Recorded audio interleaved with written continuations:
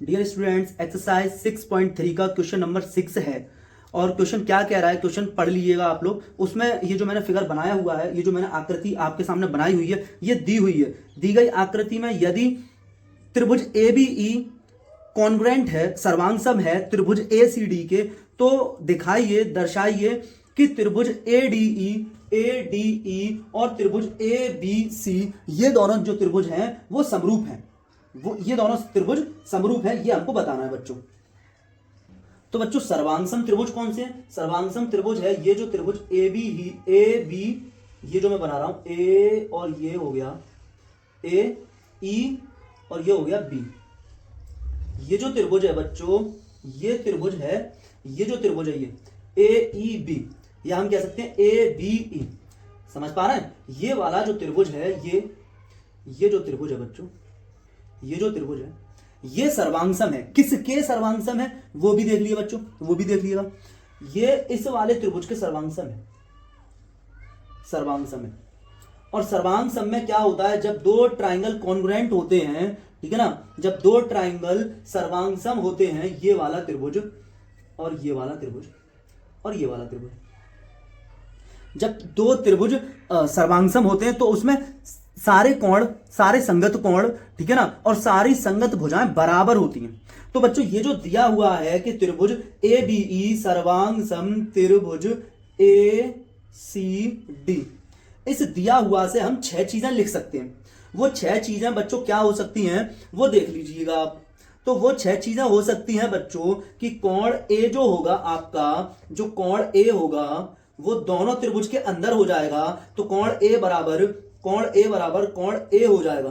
फिर बच्चों जो कोण बी होगा, जो कोण बी होगा, यहां से देखें ये कोण ए हो जाएगा और ये ए, तो कोण ए बराबर कोण ए और कोण बी बराबर कोण सी हो रहा है। तो ये जो कोण बी है, ये जो कोण बी है और ये जो कोण सी है, ये जो कोण सी है, ये बच्चों बराबर हो रहे हैं, ये बच्चों बराबर हो रहे हैं। तो कोण बी बराबर कोण सी हो रहा है। और फिर बच्चों रहा बच गया जो कोण ई है, वो कोण डी के बराबर है। तो कोण ई जो है वो ये वाला है बच्चों, ये वाला, ये कोण ई है ए बी ई वाले में, ये कोण ई और ये जो कोण डी है बच्चों ये बराबर है। तो बच्चों ये कोण ई बराबर है बच्चों कोण किसके, कोण डी के बराबर है। इतना हो जाएगा। इसके अलावा बच्चों और देख सकते हैं, और देख सकते हैं कि हम क्या कह सकते हैं, दिया हुआ के अनुसार हम बच्चों ये कह सकते हैं कि ये जो ए बी है, ये जो बच्चों ए बी है, ये ए बी और ये ए सी, ठीक है ना, तो ए बी बराबर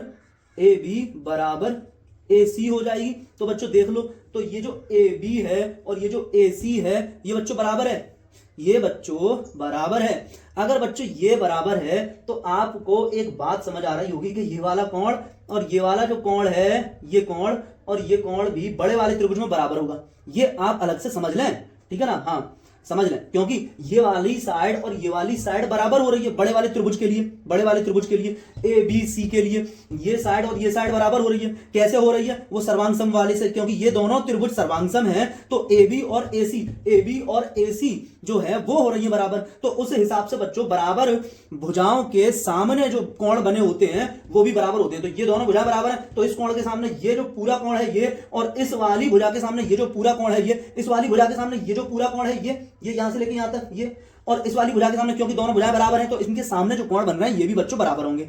ये ठीक है। अच्छा खैर, हमें तो ये 3 कोण बराबर दिए हैं एक तरीके से, क्योंकि जब दोनों त्रिभुज सर्वांगसम है तो 3 कोण बराबर हो जाएंगे और तीनों भुजाएं बराबर हो जाएंगी। तो ए बी बराबर ए सी हो गई और बच्चों ये बी ई बराबर सी डी हो जाएगा। तो बच्चों हम यहां लिखेंगे बी ई बराबर सी डी बच्चों, सी डी। और फिर बच्चों आप देखेंगे ये ए ई और ये ए डी, ठीक है। बीई और सीडी किधर है देख भी लेते हैं जरा। बीई, तो बीई और ये सीडी ये दोनों बराबर हैं, ये बीई और ये सीडी बराबर हैं। बात समझ पा रहे हैं आप? हाँ ठीक है, बराबर हो गए। अच्छा उसके बाद ए ई, तो ए ई किधर है? ए ई और ए ई बच्चों, ए ई जो है वो ए डी के बराबर है, ए डी के बराबर है, बराबर ए डी। तो बच्चों जो जो चीजें बराबर हैं वो मैं अभी डायग्राम में दर्शा दूं, दिखा दूं। जैसे बच्चों ए ई बराबर ए डी है, ए ए ई बराबर ए डी है। अगर मैं ए ई को एक्स कह दूं तो फिर क्योंकि ये और ये बराबर हो रही है इस सर्वांग सम वाले हिसाब से, तो बच्चों ये भी कितना हो जाएगा, एक्स ही हो जाएगा, क्योंकि ए ई और ए डी बराबर है तो ये दोनों एक्स हो गई। ठीक है बच्चों, बात समझ पा रहे होंगे। अच्छा बच्चों, ए बी इक्वल्स टू ए सी है, ए बी इक्वल्स टू ए सी है। अगर मैं यहां से लेकर के ये जो है ये बच्चों ए बी है, ये बच्चों ए बी है, ए बी है ये, और ए बी को अगर मैं y कह दूं, ए बी को अगर मैं y कह दूं तो ए बी इक्वल्स टू, जो ए बी इक्वल्स टू है वो ए सी है। तो बच्चों ये ए सी हो गई ना, ये वाली ए सी हो गई। तो बच्चों ए बी इक्वल्स टू ए सी है, तो फिर ए सी, अगर मैंने ए बी को y कहा तो ये दोनों बराबर है, तो फिर ये जितना होगा उतना ही ये हो जाएगा। तो बच्चों ये भी y हो गई, ये भी y हो गई। यहां तक बच्चों बातें आपको समझ में आनी चाहिए। पहली चीज तो ये है। तो अब बच्चों हम अपना सिद्ध करते हैं, उत्पत्ति करते हैं, प्रूफ करते हैं। तो हमें क्या करना है, ये और ये हमें सिमिलर यानी समरूप त्रिभुज हैं ये दोनों, ये हमें सिद्ध करके दिखाना है। ए डी ई ये छोटा वाला और ए बी सी ये बड़ा वाला, ये दोनों समरूप हैं, ये हमें सिद्ध करना है।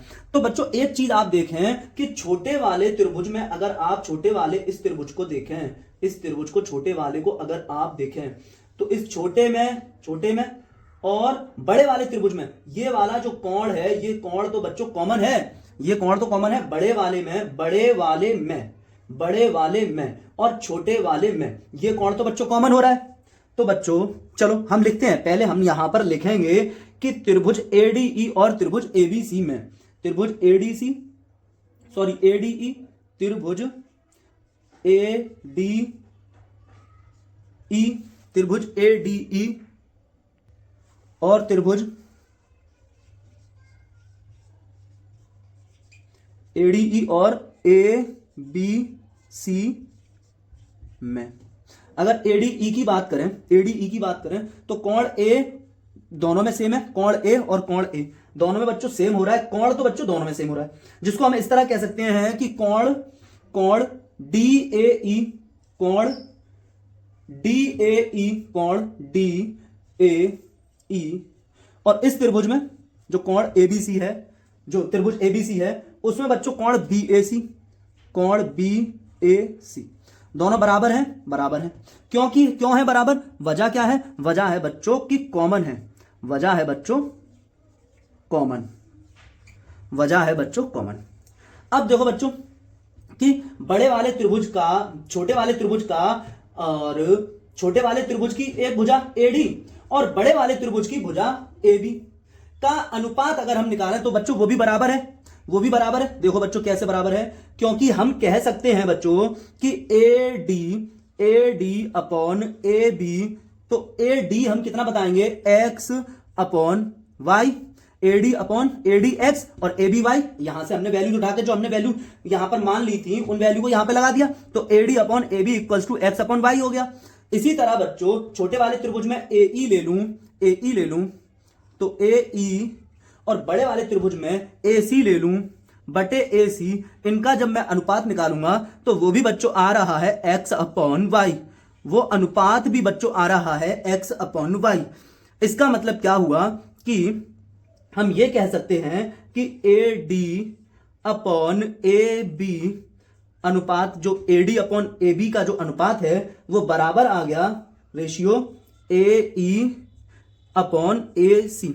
ए ई और ए सी का रेशियो और ए डी और ए बी का रेशियो दोनों कैसे हो गए, समान हो गए, दोनों समान हो गए और एक एंगल सेम हो गया। ये देखें आप कि एक इन दोनों ही भुजाओं के बीच में ही है ये एंगल, इन दोनों किसके, एडी और ए बी जो हैं, ठीक है ना, और ए ई और ए सी जो है, इन्हीं ट्राइंगल की इन्हीं भुजाओं के बीच में है ये एंगल। तो बच्चों हम एस ए एस से कह सकते हैं, इसलिए बच्चों हम क्या कह सकते हैं, ऐसे ऐसे कह सकते हैं कि ट्राइंगल ए डी ई जो है कि त्रिभुज ए डी ई जो है वो है समरूप है, वो बच्चों समरूप त्रिभुज क्या है, त्रिभुज ए बी सी, त्रिभुज ए डी ई और त्रिभुज ए बी सी समरूप हुए